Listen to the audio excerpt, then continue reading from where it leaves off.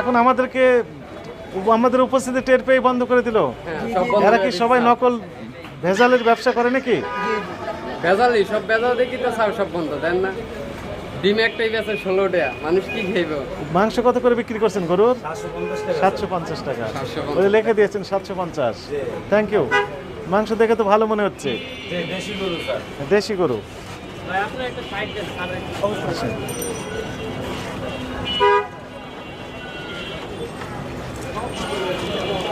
সবাই বন্ধ করে পালাচ্ছে। আসসালামু আলাইকুম হুজুর, ভালো আছেন? সবাই বন্ধ করে চলে গেল কেন বলেন তো?